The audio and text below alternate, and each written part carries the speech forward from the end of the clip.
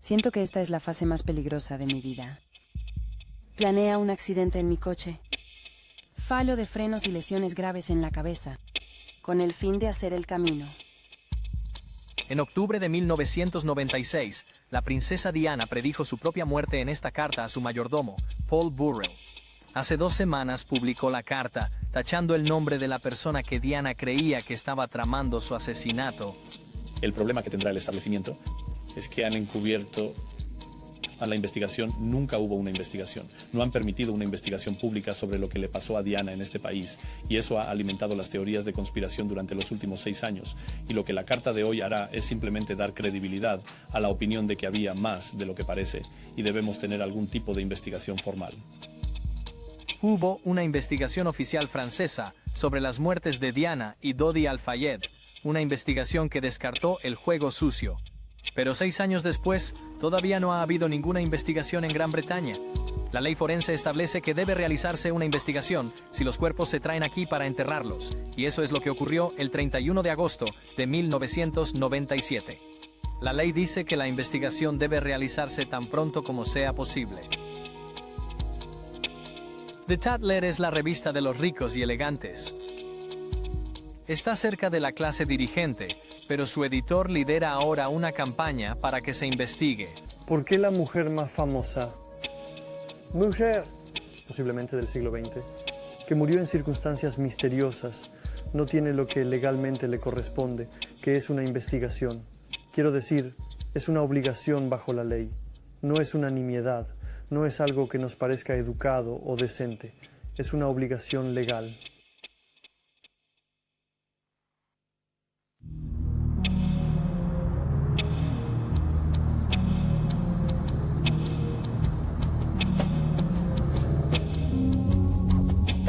A las 12:20 de la noche del 31 de agosto de 1997, la princesa Diana y Dodi Al-Fayed salieron del Hotel Ritz en el centro de París.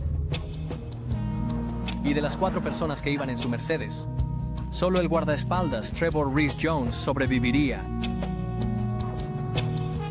2 horas después del accidente, la policía francesa detuvo a 7 paparazzi por homicidio involuntario. Su persecución a alta velocidad había causado las muertes. 30 horas después, las autoridades francesas cambiaron radicalmente la versión. Ahora la culpa era del conductor. Henri Paul estaba borracho y medicado.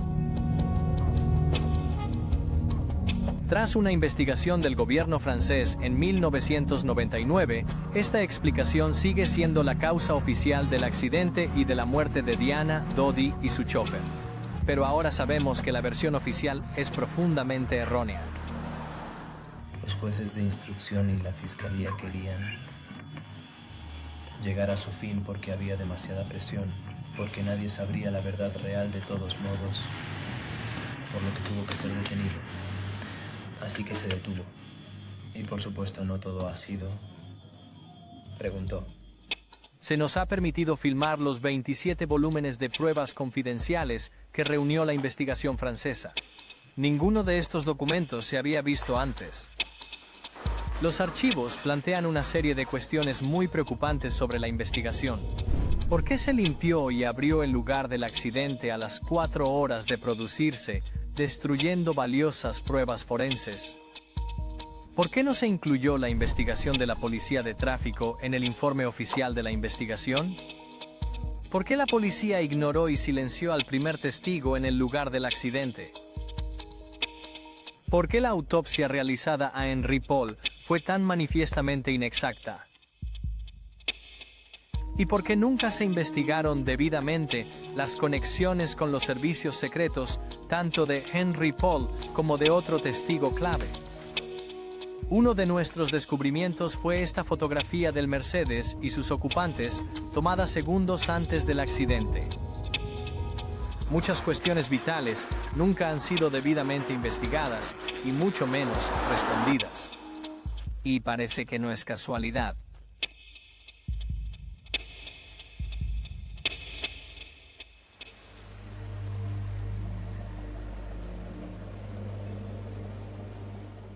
En julio de 1997, la princesa Diana y sus hijos pasaron 2 semanas en Saint-Tropez como invitados de los Al-Fayed. Ella era una mujer libre, recién divorciada y recién salida de una relación amorosa de 2 años.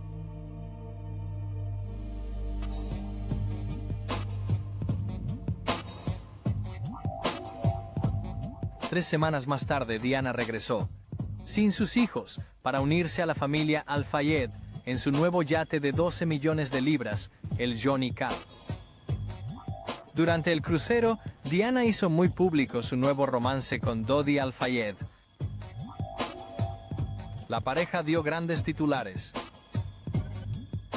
Princesa de la paradoja, Diana posaba para las fotos y suplicando privacidad.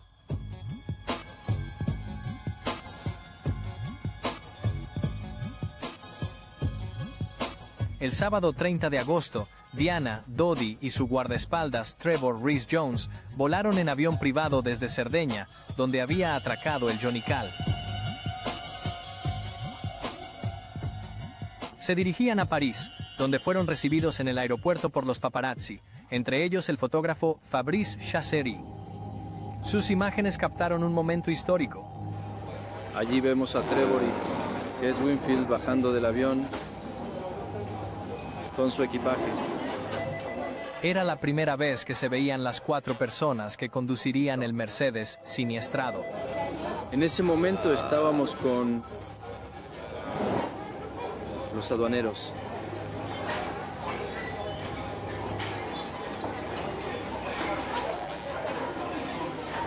Puede ver Henri Paul allí.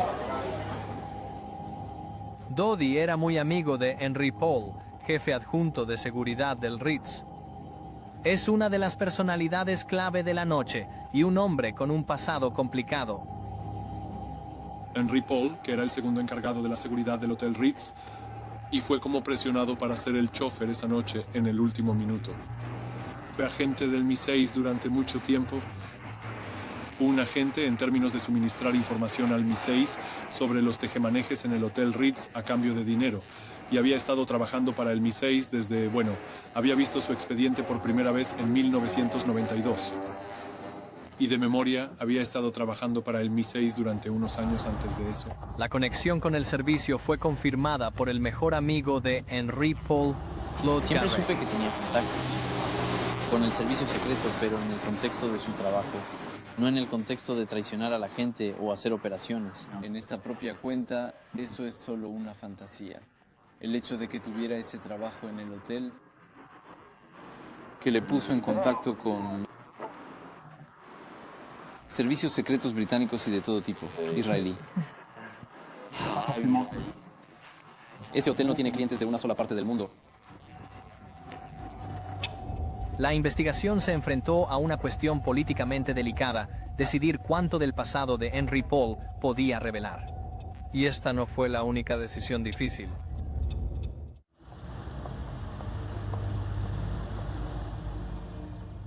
Henri Paul acompañó a Diana y Dodi a la Villa Windsor, la mansión en la que Eduardo H. y la señora Simpson habían vivido en París.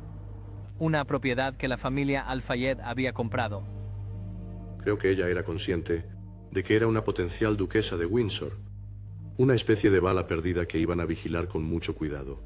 Y ella no era reacia a molestarlos, y creo que disfrutó de lo mucho que el asunto con Dodi molestaría a todo el mundo en el Palacio de Buckingham, como así fue. Y un poco de in-your-faceness estaba en su naturaleza.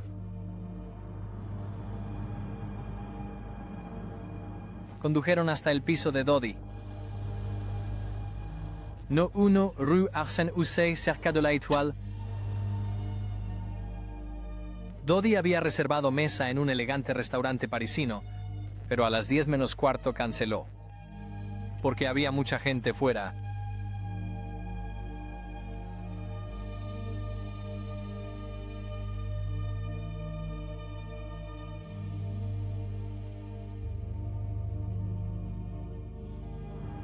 Diana y Dodi volvieron al Ritz, el gran hotel propiedad del padre de Dodi, Mohammed Al-Fayed. La pareja comió en el restaurante. Ella comió lenguado, él rodaballo, y luego subieron a la suite imperial de 6.000 libras la noche. Entre los anteriores ocupantes se encontraban Hermann Göring, Winston Churchill, by Woody Allen.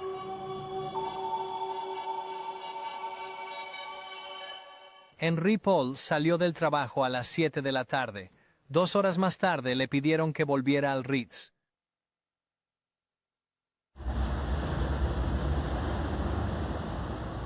El jefe máximo de Henry Paul en el Ritz es también el propietario de Harrods en Londres. Mohamed Al-Fayed sigue dándole vueltas a lo que ocurrió aquella noche. Dodi me llamó. Eran cerca de las 12. Me dijo que me iba ahora al apartamento.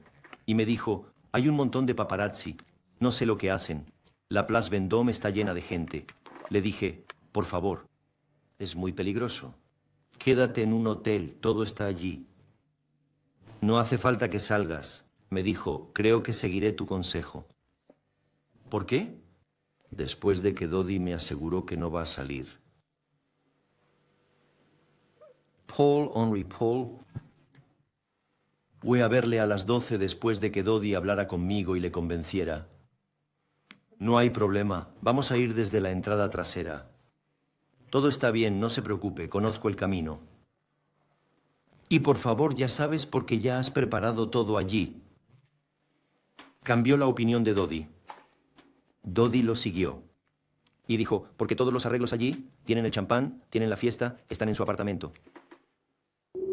Henry Paul, hombre a tiempo parcial del Mi-6, ayudaría a Dodi a idear un plan para burlar a los paparazzi. Este video amateur es el único registro de lo que estaba sucediendo afuera en el frente del Ritz. Hay alguien muy importante ahí fuera. Turistas y paparazzi esperan a la glamurosa pareja. Henry Paul dice a la multitud que la pareja saldrá pronto en su Mercedes. 5 minutos después, un segundo Mercedes se detiene junto a la puerta trasera del Ritz. Henry Paul, la princesa Diana, Dodi y Trevor Rees-Jones entran. Paul se pone al volante. Mientras tanto, en la parte delantera del Ritz, la gente se apresura a subir a sus coches, dándose cuenta de que han sido engañados. Utilizar 2 Mercedes no es propio de James Bond, pero el coche de Diana y Dodi lleva ventaja. Tras la princesa Diana. El camino más rápido del Ritz al departamento de Dodi era por los Campos Elíseos, pero en la Concordia. El coche giró a la izquierda en vez de a la derecha. Luego corrió por la orilla del Sena. Ahora se alejaba del piso de Dodi.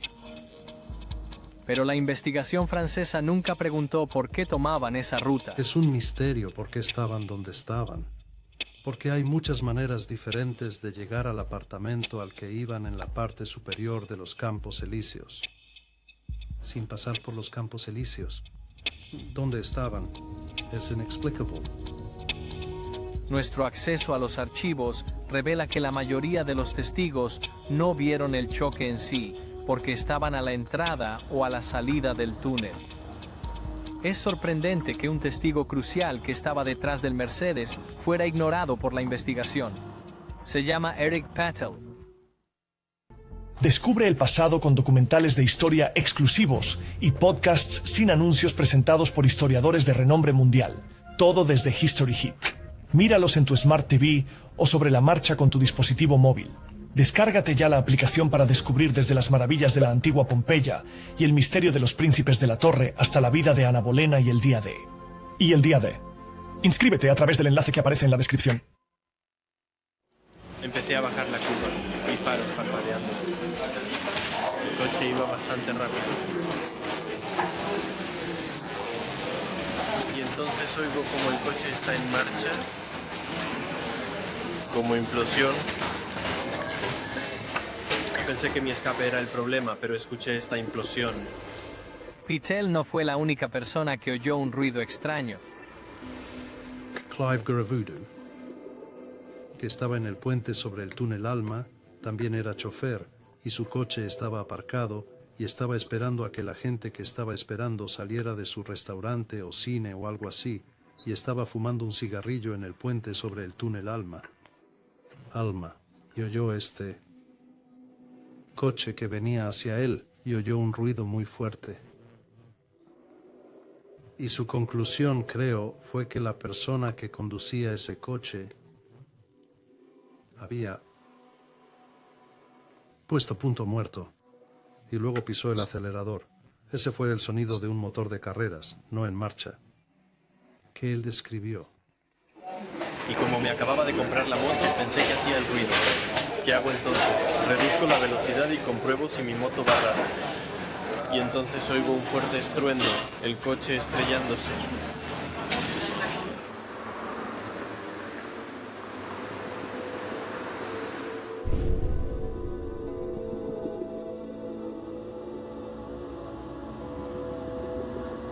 Henry Paul y Dodi Al-Fayed murieron casi instantáneamente.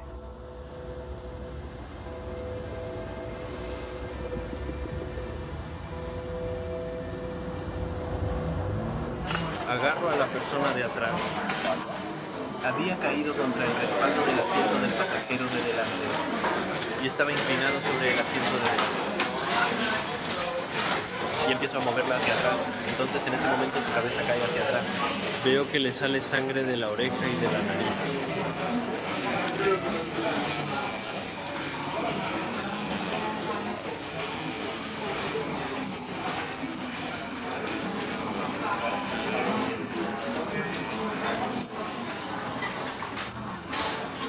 Y me digo, qué raro, conozco a esta persona. Patel se dirigió a esta cabina y llamó a los servicios de emergencia. Luego fue a la comisaría más cercana. Estaba muy conmocionado. Tiré algunos expedientes al suelo, así que trajeron más policías para intentar calmarme. Cuanto más intentaban calmarme, más me alteraba.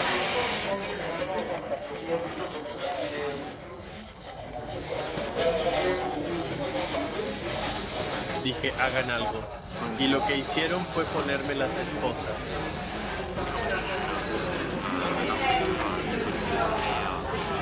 Así que consiguieron otro oficial. La princesa para Diana conmigo. estaba muy mal herida cuando golpeó el respaldo del asiento de Trevor Rees Jones, pero no quedó atrapada en el metal. Bajo un flash, todo el daño es claro.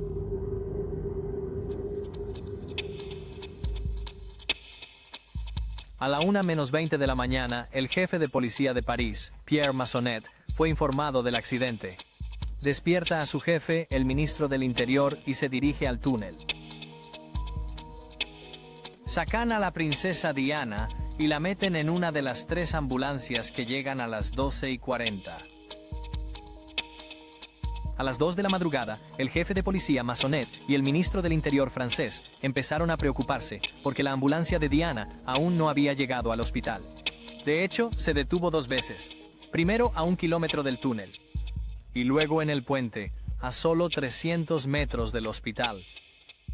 Se dijo a la prensa francesa que esto se debía a que la presión arterial de Diana era muy baja. Diana tardó más de 1 hora y 10 minutos en llegar al hospital, a una distancia de 5 kilómetros. La investigación nunca planteó la inquietante pregunta: ¿este retraso casi garantizó la muerte de Diana? Esta noche la princesa de Gales ha sido víctima de un accidente de coche a gran velocidad. La ambulancia de París se hizo cargo y enseguida intentó reanimarla. Pero cuando llegó aquí tenía una hemorragia muy grave de su tórax y entonces su corazón se detuvo. Una toracotomía reveló que su vena pulmonar izquierda estaba muy desgarrada, aunque cerramos la herida. Y aunque se le dio masaje cardíaco interno y externo durante 2 horas, no pudimos restaurar ninguna actividad circulatoria y determinamos que la muerte tuvo lugar a las 4 de la mañana. Poco después, los paparazzi fueron detenidos y se convirtieron en los primeros culpables. Con los secuestradores entre rejas, la policía no hizo caso de lo que decía Patel.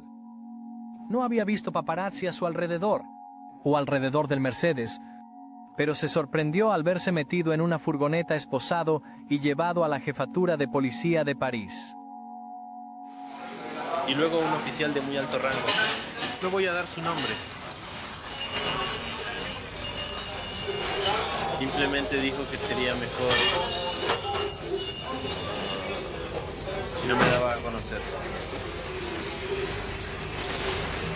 Lo sentí como una amenaza, entonces no sabía quién era. La información proporcionada por Pétel nos lleva a creer que el funcionario era el jefe de policía Massonet. Le planteamos esto al señor Massonet, pero nunca ha respondido. Me dicen que el accidente no pudo ocurrir así. ¿Dicen que no pudo ocurrir así? Sí.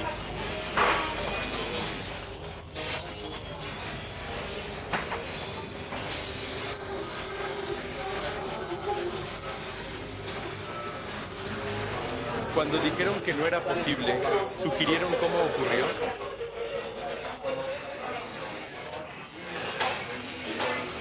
No, era como si no hubiera estado allí, como si no hubiera visto nada. Esa noche, la policía informó a la prensa de que Pétel mentía. El reportero jefe de Paris Match recibió la historia del abogado de Pétel 3 días después. 2 o 3 días después tuve una larga conversación con él. No era tan activo como podría haberlo sido, pero desconfiaba. No me fío de las cosas que vienen con demasiada facilidad. Me preocupan. ¿Qué sé de Pétel? Sé que fue a esa comisaría y fue interrogado por la brigada criminal.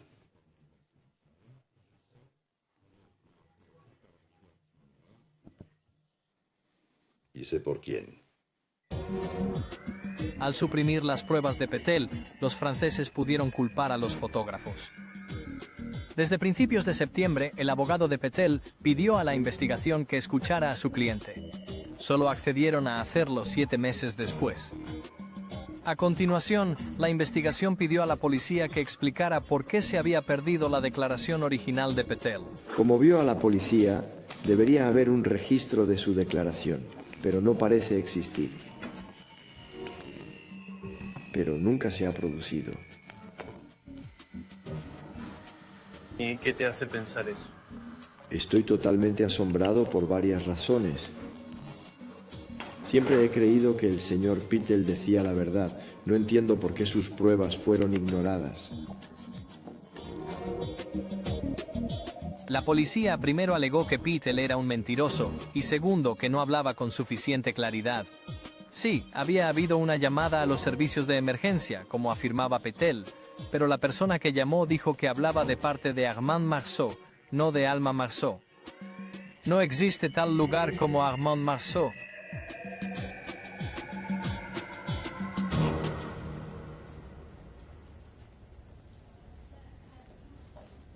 El jefe de seguridad de Harold llevaba 26 años trabajando en Scotland Yard. Mi primera preocupación fue que había sabido que los guardaespaldas habían decidido no desplegar un vehículo de apoyo, un vehículo de protección, lo que era contrario a todas nuestras propias normas. Eso me sorprendió mucho. También me sorprendió mucho cuando me enteré, sobre todo por imágenes de televisión, que la policía francesa no había aislado el túnel para preservarlo. Como evidencia, tanto si se trataba de algo distinto a un accidente de tráfico como si no, algo de esta magnitud que implicaba a Diana, princesa de Gales, la escena debería haber sido preservada. Estas extraordinarias imágenes son de esa noche. A las 7 de la mañana fui al túnel Alma porque quería ver la escena.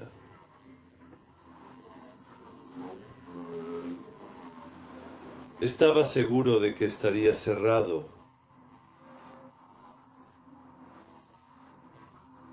Pero estaba completamente abierto. Me quedé atónito. Era Diana, estaba muerta. Esto era algo grande. Estaba seguro de que la policía... Cerrar el túnel durante varios días. Pero estaba completamente abierto a las 7 de la mañana. Poco antes del amanecer, la Propriété de París, los vehículos verdes que barren las calles, rociaron detergente en el túnel. No es la mejor manera de preservar las pruebas forenses. ¿Fue una limpieza o un encubrimiento? El factor Diana alarma a la clase dirigente. Ella tiene esta capacidad volcánica para...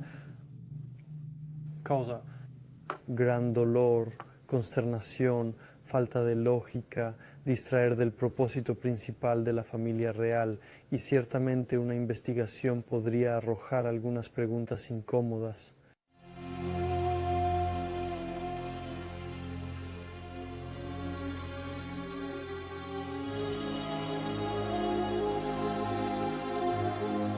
La mujer más famosa del mundo había muerto.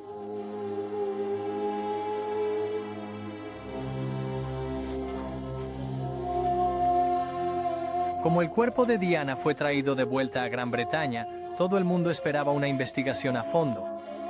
Como una investigación. Pero en Francia no hay investigaciones públicas. El gobierno nombró a un juez de rango medio, Hervé Stéphan, para llevar a cabo una investigación sobre las causas de las muertes. Se rigió por unas normas que no han cambiado mucho desde Napoleón. En primer lugar, usted tiene algo que se llama el secreto de la investigación en Francia, lo que significa que aparte del juez de instrucción y las partes se limitan realmente a los abogados y el fiscal. Nadie tiene acceso a la acusación, nadie tiene acceso al expediente, nadie tiene acceso a las pruebas. Así que los medios de comunicación no saben nada, el público no sabe nada y nadie puede verificar lo que hay en el expediente. Allá tienen el sistema inquisitorial donde un oficial del Estado lleva a cabo la investigación con la ayuda de la policía. Bueno, por supuesto, todos los funcionarios del Estado son pagados por el Estado y están en deuda con el Estado. Una vez, digamos, en ningún caso escéptico en cuanto a si puede o no haber interferencias desde arriba.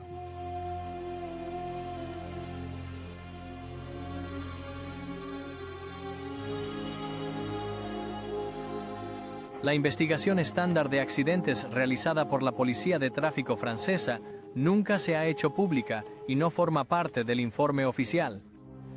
Pero Patrick Chauvel, un conocido fotógrafo francés, habló largo y tendido con la Policía de Tráfico que llevó a cabo la investigación original. Hicieron su propia investigación, por supuesto, pero luego tuvieron presiones del Elíseo, que les dijo que lo mantuvieran bajo perfil, y no estaban muy contentos con eso, porque hicieron su propia investigación, y ese es su trabajo. Así que no les gusta ser presionados, ya sabes, cuando están haciendo su trabajo honestamente. 36 horas después del accidente, las autoridades francesas cambiaron de opinión. Ya no era culpa de los paparazzi, sino un accidente por conducir bajo los efectos del alcohol. Una explicación que todavía insisten en que es verdad. Buenas noches. La Fiscalía de París ha revelado hoy que el conductor del coche en el que la princesa Diana resultó mortalmente herida tenía una tasa de alcoholemia ilegal.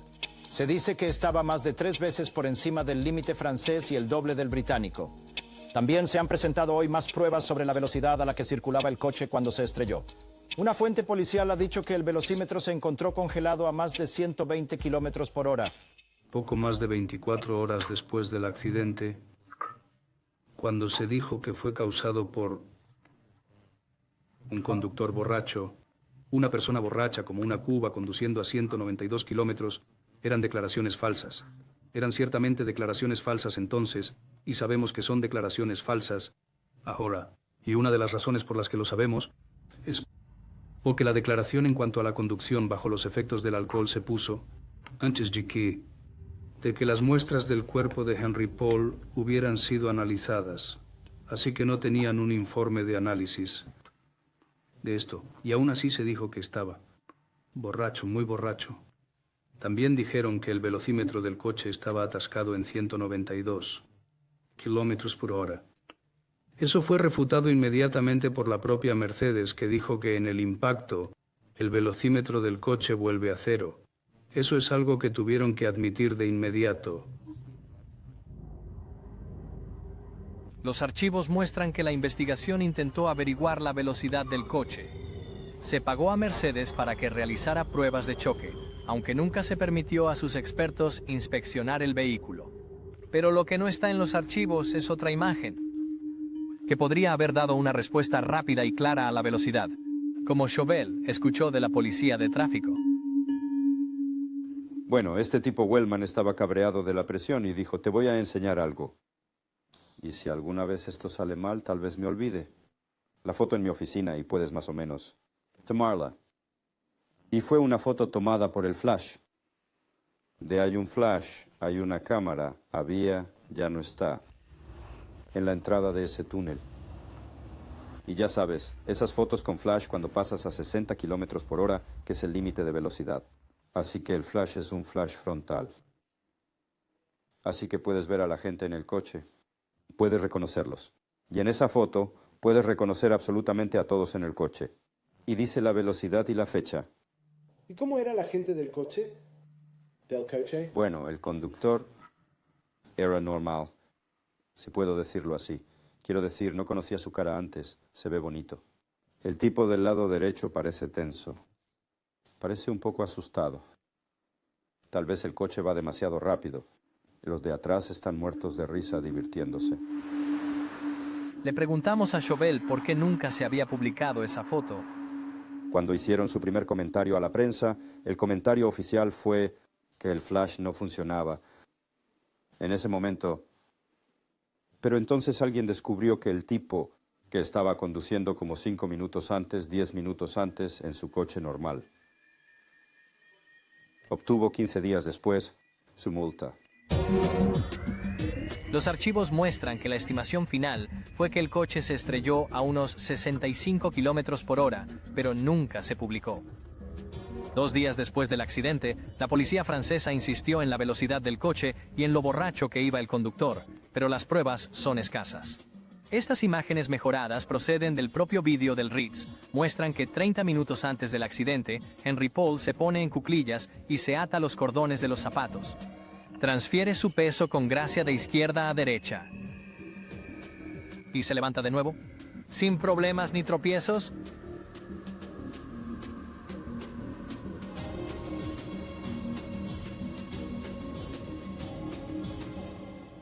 Paul pasó 2 horas antes de salir del Ritz en compañía de Trevor Rees-Jones.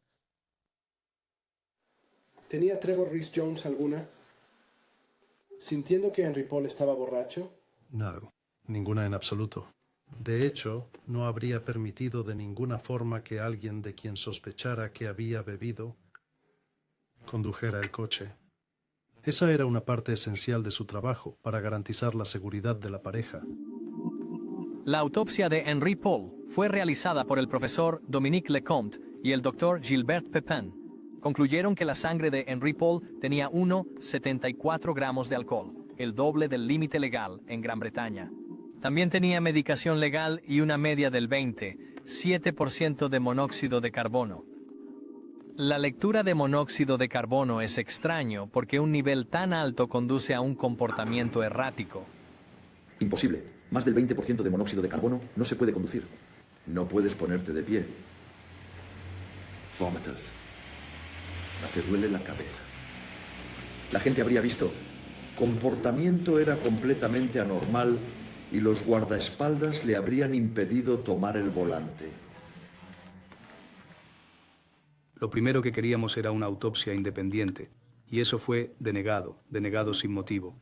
No nos dieron una razón por la que no podíamos tener una. Luego pedimos un análisis independiente de estas muestras del cuerpo y eso fue denegado. Luego preguntamos si podíamos estar presentes en cualquier examen posterior del cuerpo de Henry Paul. Y eso fue denegado. Todas estas cosas sin razón. La policía consiguió una orden de registro para el piso de Henry Paul. Su amigo Garrick tenía las llaves y vigilaba. Tuve la clara impresión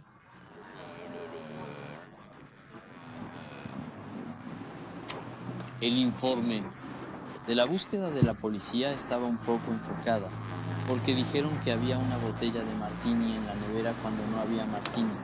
Dijeron que había una botella de Ricardo.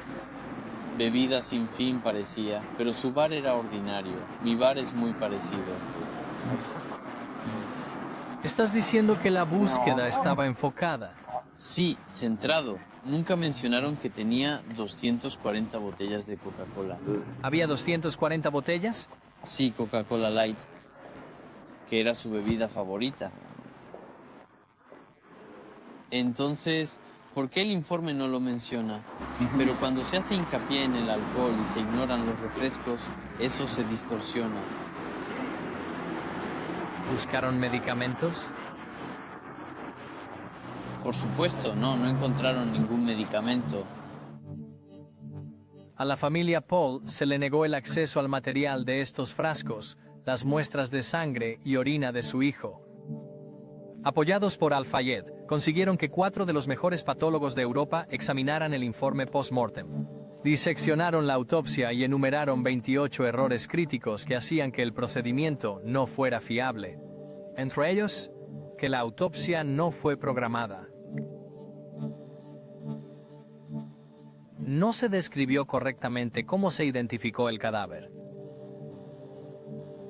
No se dio ninguna explicación para el 27% de monóxido de carbono. Las conclusiones finales de los 4 patólogos fueron condenatorias. Los resultados sobre el monóxido de carbono en la sangre son inexplicables, tan inexplicables como la actitud del Dr. Pepin y del profesor Lecomte, que siguen presentando argumentos sin rigor ni valor científico para justificar sus resultados. Hay que considerar seriamente la hipótesis de que hubo una confusión en las muestras. Esa noche había otros 22 cadáveres en la morgue. La familia Paul, apoyada por Al-Fayed, demandó al Estado para obtener las muestras de su hijo y poder hacer una prueba de ADN para comprobar que realmente era su sangre. El fiscal general francés se hizo cargo del caso, pero hasta ahora la familia no ha tenido éxito. El juez dijo en privado que la sangre era el gran misterio del asunto, pero no indagó más. El hecho de que no investigara las conexiones de seguridad de Henry Paul sorprendió a Richard Tomlinson. Me parece realmente extraño que el juez Stefan no lo hiciera. Quiero decir, yo esperaba que él revisara en gran detalle todos los detalles del expediente. Y quiero decir, usted sabe, yo podría haberle dado suficiente información para que, ya sabes, identificara de qué expediente se trataba. Y él podría haber, quiero decir, se necesita un magistrado valiente para hacerlo, pero podría haber, ya sabes, pedido una citación del archivo a través del gobierno británico y pedir el archivo. Ya hay mecanismos para hacerlo. Podrías hacerlo. Oh, sí, puedes. Si el MI6 estaría de acuerdo con ello, no lo sé. Pero si hubiera suficiente presión, entonces tendrían que hacerlo, sí. Esta fue solo una de una serie de líneas de investigación que los franceses se negaron a seguir. Para Mohamed Al-Fayed fue una tragedia personal, pero también podría haberse convertido en un problema de negocios. Los abogados de Trevor Rees Jones querían que la investigación analizara si el Ritz y la empresa propietaria de la limusina Mercedes Étoile podrían haber sido negligentes. El Mercedes que utilizó Diana había sido robado 3 meses antes y le habían arrancado los componentes electrónicos. ¿Se habían efectuado correctamente las reparaciones? Intentamos reorientar la investigación en otro sentido, especialmente hacia Étoile Limousin y el Ritz. Pero para entonces el juez de instrucción y la fiscalía querían llegar a su fin porque había demasiada presión, porque nadie sabría la verdad real de todos modos. Así que felizmente se detuvo. Y por supuesto no todo ha sido adquirido en 27 volúmenes de hechos, especulaciones y pruebas revelan otro enigma. Dodi tenía su teléfono móvil aquella noche y, sin embargo, sorprendentemente, cuando la policía registró todas las pertenencias de las víctimas, descubrió que no tenía papeles, ni encendedor, ni cigarrillos y, desde luego, ningún teléfono móvil. Todo lo que había en su cuerpo eran 1000 francos. ¿Tuvo la impresión de que se habían encontrado cosas en el coche de las que no se nos había informado? Sí, encontraron cosas en el coche, lo que no es especialmente inusual. En muchos accidentes de coche hay droga, pero la droga no estaba en la mano del conductor. Estaba en la del pasajero, ¿y qué? Pero lo que no les gustó fue la presión. De repente Eliseo les dijo que no hicieran ruido. Una fuente policial de alto rango nos confirmó las afirmaciones de Patrick Chauvel, que se encontraron drogas ilegales en el coche y la existencia de la foto de la cámara de velocidad que nunca se ha producido. Algunas pruebas parecen haber desaparecido, algunas pruebas no parecen haber sido investigadas. En los archivos también encontramos esta fotografía, tomada entre 20 y 22 minutos después de medianoche. Hay una o dos fotos que obviamente fueron tomadas. Antes del coche, alguien tiene que estar. Tiene que conducir delante del coche para hacer esa foto. Sobre todo porque se ve a Trevor Rhys-Jones mirando por el retrovisor. Pero no puedo decir exactamente dónde fue tomada esa foto. Obviamente fue tomada en algún lugar del túnel, pero no puedo decir si es al principio del túnel o en el medio, después de algún tipo de accidente o lo que sea. Pero está tomada en el túnel Alma. Sí. Entonces, ¿quién tomó esta foto? Puede que nunca lo sepamos. 17 días después del accidente, los paparazzi ya no estaban arrestados por homicidio involuntario, pero seguían acusados de omisión de socorro a las víctimas. La investigación había filtrado que Henry Paul estaba borracho, y luego otra novedad que parecía explicar cómo ocurrió el accidente. La policía dijo que había encontrado restos de un Fiat Uno blanco en el túnel. Se sugirió que el Fiat estaba delante del Mercedes. El espejo retrovisor del Mercedes se encontró en ese punto, con restos de pintura de otro coche y fragmentos de una luz trasera del Fiat. El Mercedes fue lanzado contra el muro derecho y luego contra el 13º pilar del centro del túnel. La policía inició una operación de búsqueda masiva, pero solo interrogó a los propietarios de Fiat Unos blancos en la zona de París. No obtuvieron resultados, pero los detectives de Al-Fayad lo hicieron mejor y localizaron este Fiat Uno. Su luz trasera había sido arreglada y pertenecía a un paparazzi. Su nombre era James Anderson. Su pasado era aún más misterioso que el de Henry Paul. James Anderson no ocultó que tenía un Fiat Uno blanco cuando la televisión francesa le hizo un perfil hace 3 años. Es una buena historia sobre este Fiat. Es un coche que tiene ahora 325.0 kilómetros. Un año le hice unas fotos al señor Giovanni Agnelli, el jefe de Fiat, nadando desde su yate. Le hice unas fotos. Al día siguiente me lo encontré en el puerto de Saint-Tropez y le dije que había hecho 200.0 kilómetros con el coche. Me dijo, artista, cuando hagas 500.0 kilómetros te daré uno nuevo. Solo una cosa me preocupa. Necesito hacer otros 175.0 kilómetros. Durante el verano, Diana había sido fotografiada por James Anderson. Era un paparazzi con conexiones políticas al más alto nivel. Fue el fotógrafo oficial de un primer ministro francés y lo suficientemente amigo de otro, Lionel Jospin, para compartir una moto con él. Sin embargo, la rama especial francesa estaba tan preocupada por su historia que habían comenzado a investigarlo, como nos reveló uno de sus oficiales superiores. Descubrimos que en agosto del 97 había estado en el yate donde estaban Diana y Al-Fayed. No es normal para un periodista, y no durante 1 hora, sino durante 2 o 3 días. Las fuentes que nos lo dijeron son fiables. Richard Tomlinson recuerda una figura como Anderson en el Mi-6. El Mi-6 tiene un grupo de personas que tienen su propia profesión, su propia vida, hacen sus propios trabajos, pueden ser abogados, pueden ser todo tipo de cosas, que acaba de pasar a tener una habilidad que es de vez en cuando útil para Mi-6. ¿Y qué tipo de trabajo sobre una base contractual a corto plazo para el Mi-6? Tenían un tipo que era fotógrafo. Y su trabajo normal era como fotógrafo paparazzi, pero ocasionalmente hacía trabajos para el Mi-6. Los servicios de seguridad franceses tenían pruebas de que Anderson estaba en el túnel Más Alma. tarde se jactó de haber estado en el túnel y de haber fotografiado e incluso grabado los últimos momentos de Diana en el túnel. Nos lo han dicho personas cercanas a él. La viuda de uno de los amigos de Anderson confirmó que éste se había jactado ante ellos de haber estado en el lugar de los hechos. Me dijo que estuvo en el túnel, pero que no le pilló la policía.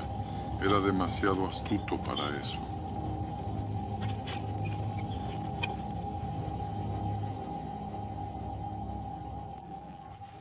James Anderson tenía una gran intuición, el arte de fotografiar a personas que luego morían repentinamente.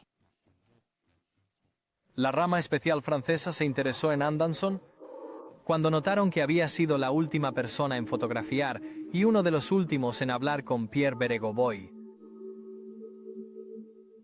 Creo que James Anderson no trabajó solo y creo que es probable fue dirigido o manipulado por uno o varios servicios de seguridad o un equipo. ¿Qué misión fue en algún momento para eliminar, acosar o a veces comprometer a una personalidad? Anderson estaba pasando información. La gente ha hablado de estos enlaces a los servicios de seguridad británicos y franceses. Eso nunca se ha demostrado, pero es una hipótesis que no se puede descartar. Y luego está la espantosa forma en que murió el hombre. Al parecer, en junio de 2000, Anderson se suicidó prendiéndose fuego en su coche en este terreno del ejército. No dejó ninguna nota de suicidio. Su cuerpo fue encontrado por comandos franceses. Ambos amigos, e incluso el director de la funeraria, son muy escépticos de que Anderson realmente se suicidara. Nada de esto fue mencionado por la investigación francesa.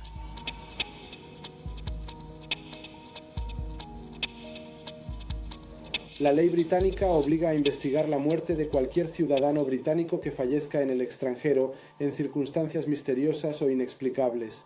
Ese fue obviamente el caso de la princesa Diana y Dodi Al-Fayed. Pero aunque murieron en 1997, no se abrió ninguna investigación hasta 2004. El forense real hizo dos cosas. En primer lugar, abrió formalmente la investigación y en segundo lugar, pidió al excomisario de la Policía Metropolitana, el mejor policía de Gran Bretaña, Lord Stevens, que investigara cómo los franceses habían investigado el accidente. Lord Stevens llevó un equipo a París. Tuvo acceso a todo tipo de documentos que los investigadores y periodistas obviamente encontraron difícil acceder, y dijo bastante crípticamente que realmente había algo mal en la forma en que los franceses habían llevado a cabo la investigación. Tenemos nuevos testigos y nuevas pruebas forenses. Pero en junio de 2006 sufrimos otra conmoción. Para entonces todo el mundo pensaba que Lord Stevens pronto emitiría su informe y todo el mundo pensaba que el juez de instrucción finalmente abriría la investigación correctamente. Pero de repente, el forense anunció que las investigaciones sobre la princesa Diana y Dodi Al-Fayed llevaban demasiado tiempo y tuvo que dimitir. Así que ahora nos encontramos en la extraña situación de que tiene que haber una investigación. La investigación se ha abierto, pero no hay nadie para dirigir la investigación. James Anderson fue solo una de las razones por las que se presionó para que no se investigaran ciertas irregularidades en la investigación del accidente. El primer testigo en la escena fue ignorado y desacreditado deliberadamente. Una investigación adecuada del accidente de tráfico fue aparentemente suprimida. Y las posesiones de la víctima aparentemente habían desaparecido. La autopsia del conductor fallecido era claramente defectuosa, pero constituyó la base de la conclusión principal de que la culpa era de la conducción bajo los efectos del alcohol. El conductor y otro testigo clave tenían fuertes conexiones con el servicio secreto, pero estas nunca fueron exploradas. Culpar al conductor Henri Paul, como han hecho las autoridades francesas, puede ser conveniente, incluso político. Pero las verdaderas causas del accidente son complejas y turbias. La revelación de que Diana predijo que sería víctima de un supuesto accidente ha provocado aún más peticiones de una investigación. Es un tratamiento de tercera clase para una tragedia de primera clase. Es muy difícil llegar a la raíz de por qué se han retrasado. Hay excusas bastante débiles, como que estamos esperando a la investigación francesa. Bueno, la investigación francesa ha terminado. Hay excusas débiles como queremos asegurarnos de que podemos conseguir todos los testigos. Bueno, los mismos testigos que siempre han estado allí. Ciertamente no veremos una investigación abierta en 2006. Probablemente no se abrirá en 2007. Y lo más probable es que se abra en 2008, 11 años después del accidente del túnel de Alma.